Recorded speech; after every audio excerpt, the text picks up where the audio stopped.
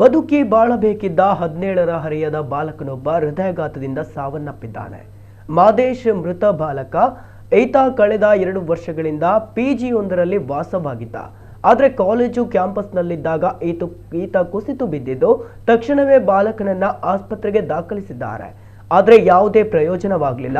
ಈ ಘಟನೆ ಮೈಸೂರಿನಲ್ಲಿ ನಡೆದಿದ್ದು ಈತ ಮರಿಮಲ್ಲಪ್ಪ ಕಾಲೇಜಿನ ದ್ವಿತೀಯ PUC ವಿದ್ಯಾರ್ಥಿಯಾಗಿದ್ದ.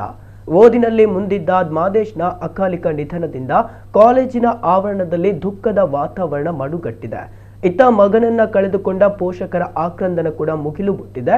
ಸದ್ಯ ಪೊಲೀಸರು ಈ ಬಗ್ಗೆ ಪ್ರಕರಣ ದಾಖಲಿಸಿಕೊಂಡು ಮೃತದೇಹವನ್ನ ಶವಾಗಾರಕ್ಕೆ ರವಾನಿಸಿದ್ದಾರೆ.